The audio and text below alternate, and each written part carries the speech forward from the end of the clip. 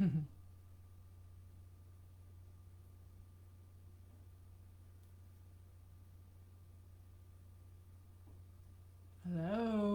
everybody. It's been a while since I've done a live. I'm just watching to see what's happening. If it's working. Yeah, looks like I'm on. Hmm.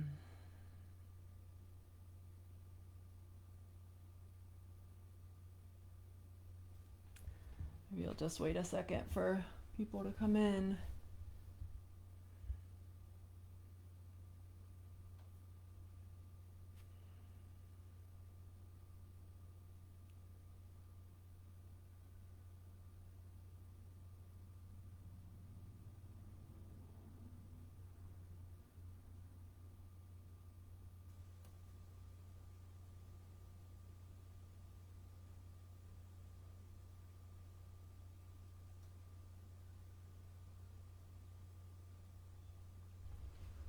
Hey, Kaliani. There's somebody. Glad to see you. Can you hear me okay? Everything working as it should? Flare?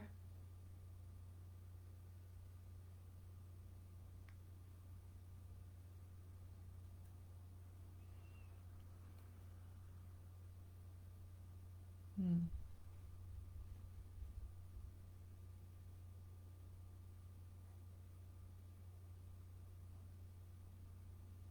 I'm excited to share about my dry fast. I'm also a little bit nerve wracked because I have been wanting to share about it, and my challenge is to narrow the information. I experience the information as this vast field of, hey, Kelly, wow, this vast field of details that are like the juicy details flying around of every single thing that occurred in the dry fast and continues. So the challenge has been to just be concise and narrow it. So I did that today by sharing the biggest takeaway so far. That feels like a good way to narrow the field here, and also because this is a live video for all public. It's not just the people that I work with, but for everyone. And I just kind of want to let you know that some of the things I'm sharing might be deep and something that I would normally share with the people that I have worked with for a long time. So if you want to know more, you can go to my Facebook page and just look and see what I'm about, and my website, which is thesissophia.com. So I did a dry fast, and I started on October 13th, and I went from the 13th to the 18th. The what's?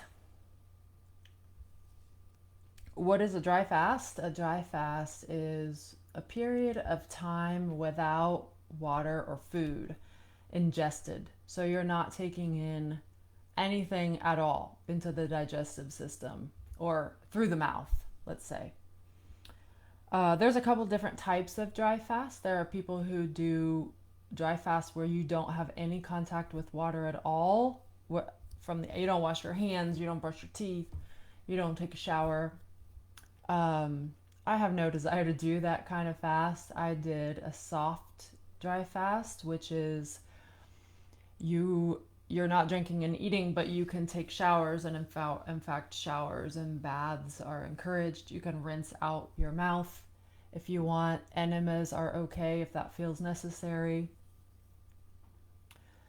It's certainly something that you want to investigate and do a lot of research on, potentially do other kinds of fasting before you delve into something like a dry fast. What happened for me was I had done in the past several different kinds of detoxes. never a dry fast. Well, I did a 2 day dry fast in July. Um, but previously in my life, I had done a little bit of water fasting, but mostly like juice fasts. I started experimenting with colonics and bowel cleansing as I was doing like grape, the hygiene grape cures. I started that maybe 20 years ago, but I had gotten to a point in my 30s where fasting just felt very harsh to me, harsh to my physical body, and it didn't feel like it was good medicine for me anymore. So I hadn't really been inspired to do fasting for a while until I read this book called The Phoenix Protocol. I meant to bring it over here so you could have a look at it, but I don't see it handy. So it's called The Phoenix Protocol. It's by August Dunning, and I got it this summer. The book is amazing because he gives the science behind it. The way in which he presents it is, this is very easy. You don't have to prepare much. You just stop eating, and it's really important how you break the fast. But essentially, it's very easy, and you don't have to do anything major as you're doing the fast. So I was really inspired for some reason. Reading the book and feeling into not taking anything in felt very good to me. It didn't have that feeling of being harsh. So I did 2 days in July, which was a great tester, you know. Oh, thanks, Fleur. We can hear you fine. I'm just seeing that. So those 2 days in July were great because it gave me the first 2 days are, there's not a lot of things that come up. They're pretty easy. It's after that. And I figured out from that point that I would never do another dry fast when it's really hot. I could feel a lot of heat signs coming up in my body, like inflammation, and so it felt good to do this one in October. Hey, Bettina, good to see you. It felt good to do this one when there was cold weather, and the heat builds during the dry fast, so it can be therapeutic to have cold wet as the medicine to help balance the heat signs out. Hey, Michael and Ramaya. Gosh, good to see you guys. I can't see who's on. It used to be that you could see who's on, but I can't see unless people say something. So, yeah. So this is the point where I have to return to my narrowing down, because I could just go on about how the dry fast was on each day, and I really want to stick to what it is, why I did it, and a little bit of the hows. So the why that I did it, in my research for dry fasting, the why that I did it seemed to be a little bit, I couldn't find a lot of people who were doing it for the reasons that I was doing it. And the main thing that was provoking me was explorations on the path of the Immortals. So a lot of my spiritual practice is about the embodiment of the subtlest level of the monad, which is the quintessential nature of each one of us, right? And each entity's quintessential nature has a unique quality, even though it's an arrangement of things that is made, things that exist within the whole universe. The arrangement of those properties happens in a unique way. So that creates the signature of the soul, let's say. And as you continue to tune into the signature of the soul, it takes you up the ladder of spiritual evolution to the source of that uniqueness.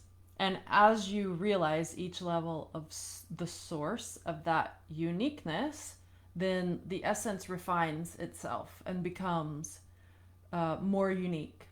So each time that refining happens, there's this possibility to embody that, the signature of the soul to a deeper level.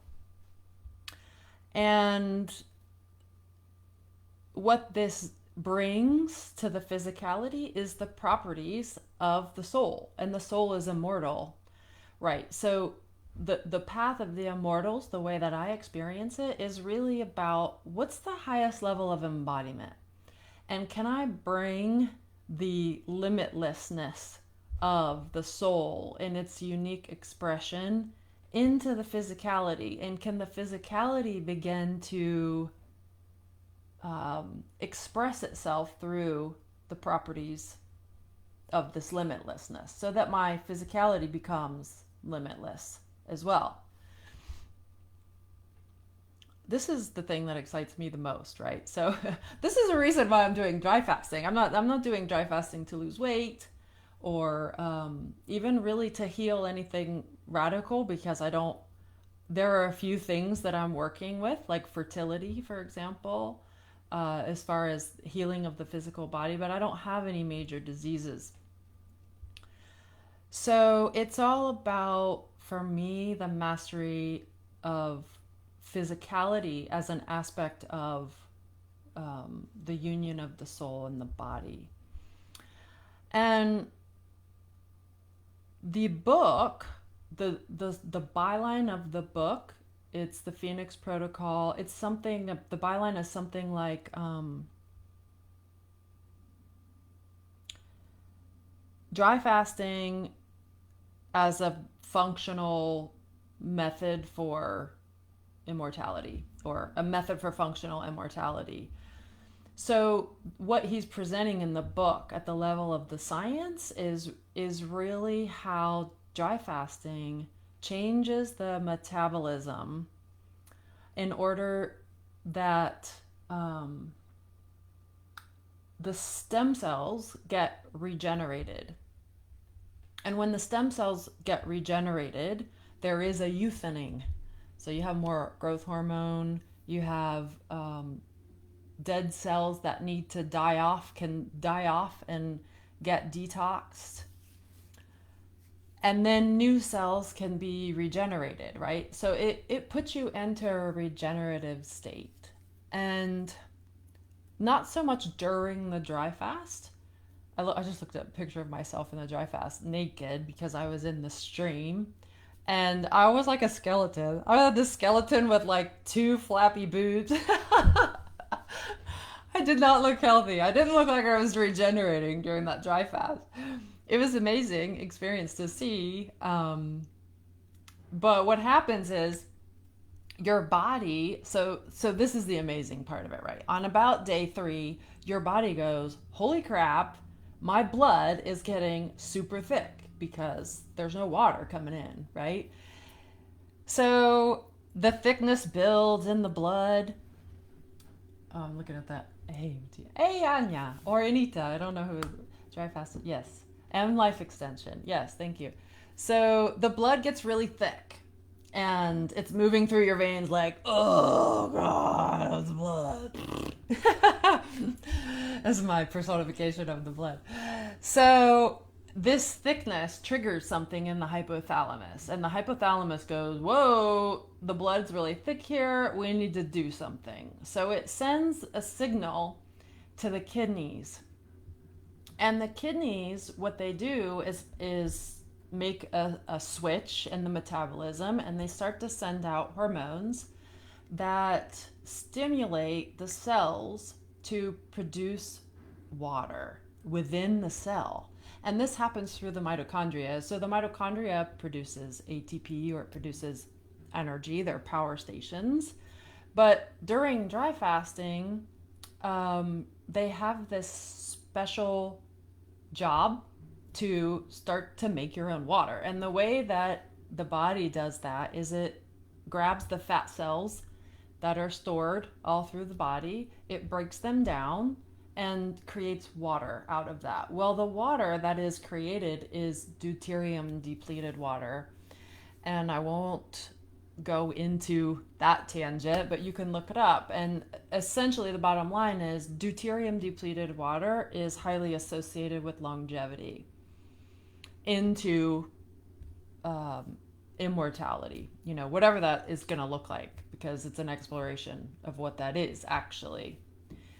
So I could really feel this. I had some fear coming up on day 3 when the switch was happening. Like, I woke up in the middle of the night in the middle of day 3, like, oh my God, there's somebody in the house. I'm afraid, listening for all the sounds. And I just recognized that as part of, because fear is related to the kidneys, and I could really sense that switch. Everything that happened for me was soft. I was having sensations. I had a fever, but the fever never got greater than 1 degree above normal. I was continually checking my temperature, and I had a pulse oximeter.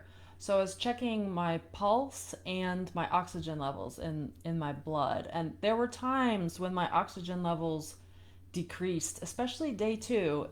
And that happened last time too. So my oxygen levels were getting really low, like low 90s.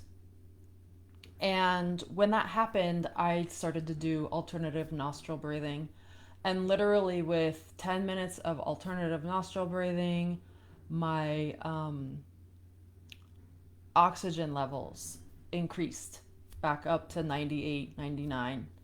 So that was great. And I didn't have to really do that so much after day 2. Um,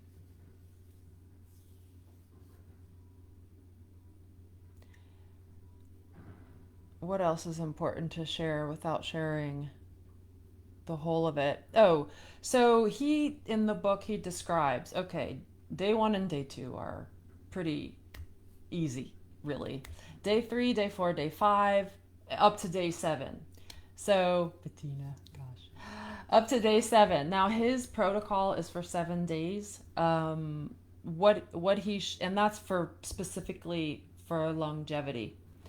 You can do 11 days, and he describes the process of the doctors who have been researching this in Russia and have been using dry fasting clinically. So usually 11 days is used, first of all, it's under supervision, medical supervision, and it's used to heal extreme illness, like cancer, or there are some contraindications to dry fasting that you really want to make yourself aware of before you try it. So, where was I going with this? Now, see, I lost my tangent because I'm not staying like. So I did 5 days, but you can do 7. Oh, the day. Okay, so he explains day 3 this happens, day 4 this happens, day 5, day 6, day 7, what to expect, and really my physical experience was matching what to expect. And because I've fasted before, there was nothing major that was happening. As far as that was concerning me, there was nothing major in my physical experience that was concerning to me as I went on.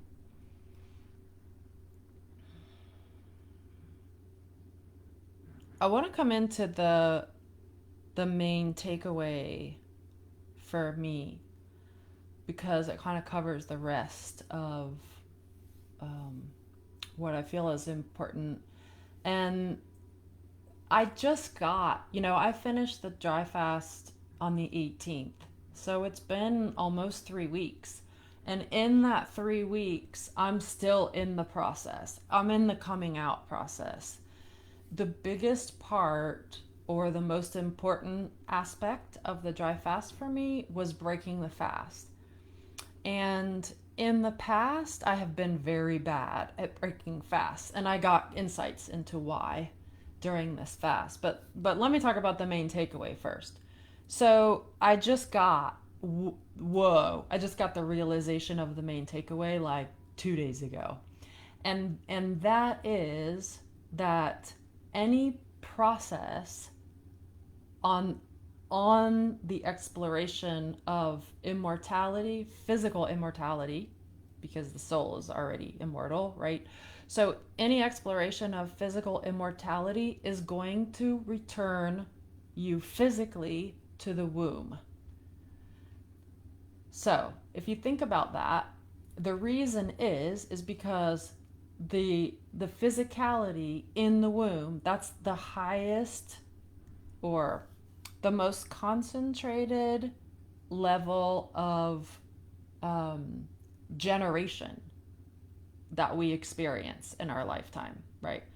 The We move from this tiny to the egg and the sperm coming together, and 9 months later, there's a whole human there. The level of generation, the generative capacity in the womb is the highest um, level of generative capacity that we've experienced. So, if you're talking about the body, the physicality, becoming immortal, you actually need to return your physicality into the womb so that it can go back into that regenerative state. When I got that, the kind of like bottom line takeaway, suddenly everything made sense. Everything from or made sense in a new way.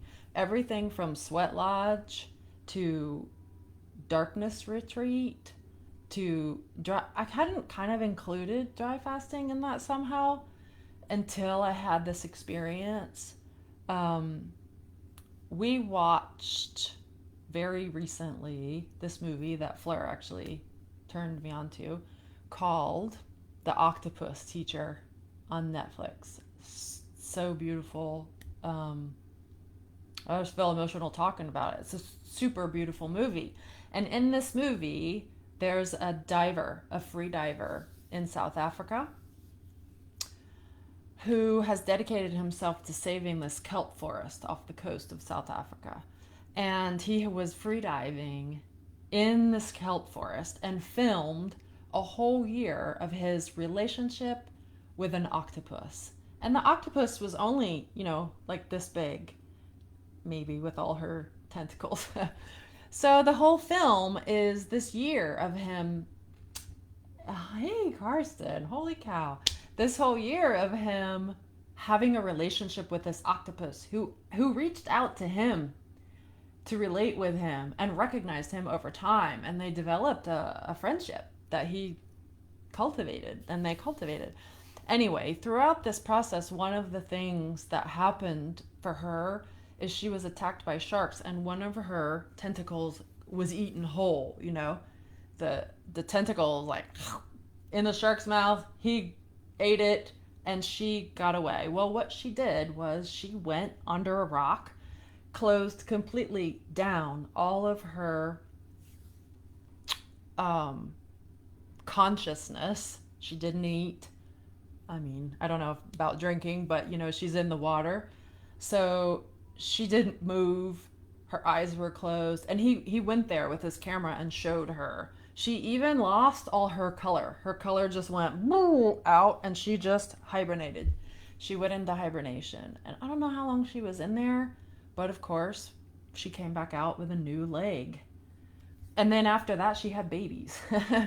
So I was struck by the power of how the octopus can do that. And then I suddenly am now making a connection to the human capacity to regenerate to that level through this process. And there were several smaller level realizations that had this like basic thing land. The first one was during the dry fast. I had planned it like, oh yeah, I'm gonna meditate, I'm gonna read my spiritual texts, I'm gonna write a bunch. And actually what happened was the first day I kind of tried to do that stuff and it didn't feel right. And finally, halfway through the day, it was like, obviously I just need to rest. I just need to sit down and rest and do basically nothing. So I did that.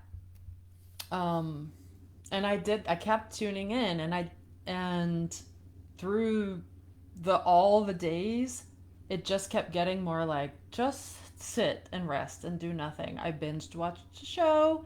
It was very non-dimensional, non-multidimensional, you know? And so as by day 4 and then day 5 was really extreme, all of my um, emotional third eye was just shut. Everything began to shut more and more and more until there was just basic body consciousness, really like breathing, heartbeat, move very slowly. Water, I need water. Okay, I don't feel good. Put myself in the bath, take a shower. Um, the quiet was so profound because my thoughts, like all the upper, from the womb up, was just shutting. And it was a relief for me because, like I said in the beginning of the video, I have all of this information that I'm always tapping into and watching how it triangulates or multi-angulates within itself to show like bottom lines. That's kind of like my gig. All that was gone, and it was a real relief. It took me back to the video that I had posted on the day of my dry fast of that cougar in the canyon when she was stalking this guy who had come upon her cubs. And there's 6 minutes of her just, you know, in full animal, totally smooth, stalking this guy. And the animal consciousness there like stuck into my awareness. So it was very basic at first. And then when I started to come off the fast, during the liquids, the time that I was drinking, and I started with baking soda and water. You have to go really slow. I spent probably 2.5 days just drinking liquid, broth, vitamins, water. And then on the third day, when I started to eat, I started with very basic stuff, but I think it was lettuce or salad with a little bit of olive oil that my digestion already was like, eh. And then I spent a couple more days introducing other foods and having to slow down, because what I recognized was I'm breaking the fast pretty well. I'm going slow, but what is arising when I eat food is what's blocking me from the regenerative state that I tapped into by taking my body back to the womb to some extent. So if you're used to working with ecstatic states or any kind of state of consciousness, when you tap into that, to the coherent state that's fully unified, you usually what happens is there's a tapping into it, and then anything that's blocking that state is going to come up, and you can lose contact with the state during that time, and it's fine. It's natural. It's part of the process. So I recognized that was happening as I was starting to eat food. And so then that was the time for me to do the spiritual work, let's say, of, well, I won't explain how I work right now because that's too much. But essentially, watching the separation and then allowing the unification of all of the elements and separation to happen there. And the power of that is that through that process, you gain access to the state permanently without having to dry fast, for example. Now, I don't know how long it will, I don't know if I'll have to do another dry fast to get to that, because I recognize that I'm losing a little bit of access to the full. Like, I'm still in the process of addressing the things that have come up, or the gap between the generative state and the degenerative state, if you want to term it that way. Um, but I'm really appreciating the dry fast for a method of doing that. And it makes me want to combine dry fasting and darkness retreat, for example. Hey V, yes, I'm recording. Good to see you. You can watch later. I'll have it on my wall. Um, so, thinking about combining, and just to say, I've done a lot of work. You know, my shamanic training was regression therapy, where we worked in the womb.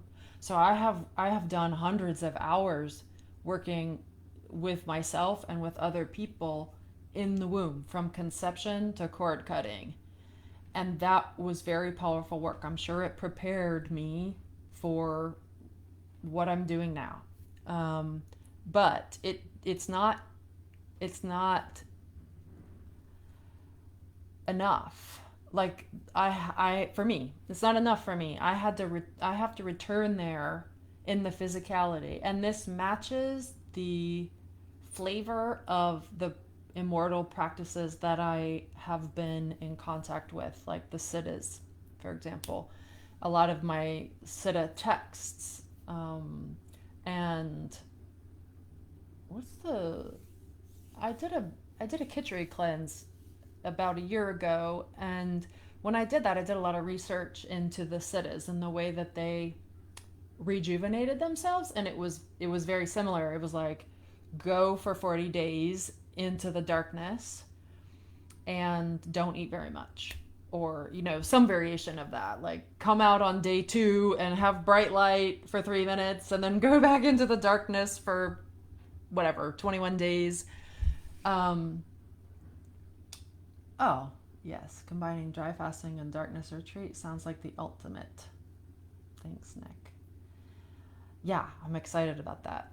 Um, and the challenge for me in setting up dry fasting isn't so much like, can I handle it? It's more, can I get people to support us, which Kelly and Karen were this huge supports for, because I have a family, and I'm not a monk. I've got a 4-year old and a partner, and I really wanted them to be supported through this process. So it required us to have people taking care of Sia and making sure Daniel had breaks. That was super important. I couldn't have done it without that. So if I have, for me to set up darkness retreat and dry fasting, that's actually the prime thing that needs to be taken care of for me. So I'm really grateful for their support in that. um, I have a friend who may not be on here now, but she had asked me, sent me a note and said, can you please, oh hey Kalyani, yeah, with Nick's on Nick's laptop. Um, she had asked me, can you please name some of the benefits that you've noticed? And I will do that. The takeaway is a huge benefit, because now that I have context for what I've just done in a new way, it's really going to inform how I go forward on this exploration of not just immortality. It's really mastery of the physicality. Yeah, Ramaya, I hear you on that dark retreat. I've been wanting to do that too. It's really mastery of the physicality. So part of that is, I've been working with fertility for a while now, a couple years, and I was getting some breakthrough in the fertility before the dry fast, and then after the dry fast, I had another cycle. And not only did I have another cycle, but I can feel like my breasts are starting to regain density, and there's some pain there because things are building again. I've had a lot of movement in my womb. Excuse me, not pain or anything. It's just like I can tell everything's reorganizing in the womb. My cycle is moving toward healthy again. I'm tracking it and I'm having ovulations happening. So that's a key thing. So one of the things about the dry fasting, like I was saying in the beginning, in the book he talks about this. At the end of the dry fast, your stem cells and your capacity to rejuvenate have diminished actually because of the process of shedding that goes on during the dry fast. And it's in the 6 months after the dry fast that you gradually regain the stem cell activity and move into rejuvenation. So I expect, and I'll be looking for most of the changes to happen in that 6 months, but I've already, obviously, I lost weight. I didn't really have a lot of weight to lose, but I did lose some weight. I noticed, well, okay, the biggest thing, this is super important. The biggest thing, and it's very simple, is physical relaxation.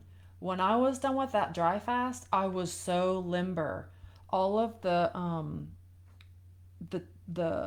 foundational tension in my body, which for me tends to land in the spine, muscle tension around the spine, was gone. It was amazing. It was gone. It was like, and that's how I could tell. That's how I started to feel like that cougar because I didn't have any physical tension. It was like zero limitation in the physicality. I could just move. However, when I bent over, my elbows were almost touching the ground. That was amazing. I could sit like the old Indian guys, just on their heels and with my butt almost on the ground for minutes at a time and sit there like I could be there all day. So it sounds very simple, but it's key because it's tied up with the rejuvenative capacity. And it is relaxation at the cellular level, at the organ level, at the muscle level that allows things to move out of the cells that need to move out of the cells and to move into the cells that need to move into the cells. The flow that happens at the physiological level depends on relaxation. That's why sleeping is so regenerative when you go to bed at night and you're actually dry fasting unless you're waking up and drinking like I do sometimes. And the regeneration happens. So I could tell that relaxation was a key element of this, first of all, state of rejuvenation, and the awakening of the animal consciousness. Part of what happened for me as I was continuing to look at what was arising for me post fast, I had this extreme experience of my body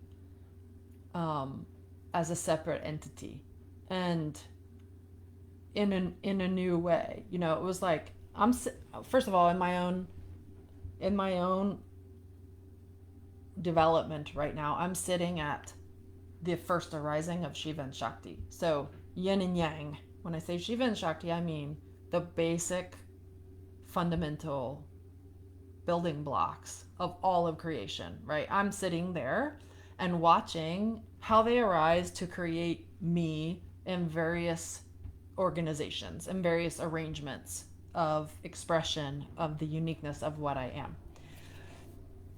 So in that place, I suddenly beheld my body consciousness, not just as a physicality, but like the birth of the consciousness of that as a unique entity. And it really felt like I was beholding that cougar in all its glory, in its absolute, utter perfection, and its limitlessness as a physicality. So in that beholding and the awe of that beholding of the physicality, there was a new openness in what it was that was beholding it, so that I could receive the physicality and become one with it in a new way and be changed by it. And it's through that change that there's a deeper level of merging between the signature of the soul and the physicality that chose to inhabit, that it chose to inhabit. So that was like a key element in the final takeaway. Let's say I'm glad you brought up breathing, Kalyani, or Nick, because that's something that we have explored in our group is embryonic breathing, and that's an element of returning to the womb. So returning into the womb, you don't eat in the womb, as in your digestive system isn't activated in the womb. That's why taking all the stuff out of the digestive system in a dry fast triggers this womb experience, because in the womb you're getting nourishment through the placenta, through the umbilical cord, from your mother obviously, but it's more like a blood transfusion. Your digestive system, your saliva, your stomach, the intestines aren't activated. They're sleeping. And also the breathing. You're not breathing in the womb the way that you breathe after you're born. So returning to the womb is really related to the environment of the womb. It's dark. You're not breathing the way through your lungs. You're having respiration in a different way, and you're not eating, or your digestive system isn't active. So, can you imagine combining all of those? Embryonic breathing, darkness retreat, and dry fasting. I'm excited about doing something like that, and I'll see how it develops from there. So, I appreciate sharing. I I actually, in truth, made several videos and just thought, I'm not ready to share yet, but it feels good to share, and it's important, a part for me of threading all of the information together. So I thank you for being an audience, and I noticed no one has really asked questions, which is fine. So I feel like I can maybe wrap up here. I appreciate everyone's comments too. And of course, a lot of you I'm working closely with. I feel really happy to have you here. And I feel supported by that, and also just connected to you guys as usual. So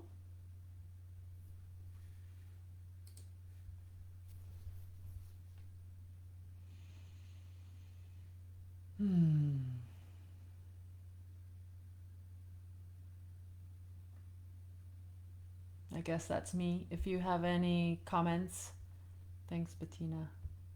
Feel free to make them, and I can respond later as well in the thread. And I'll see you soon on Facebook. I'll be around. Bye.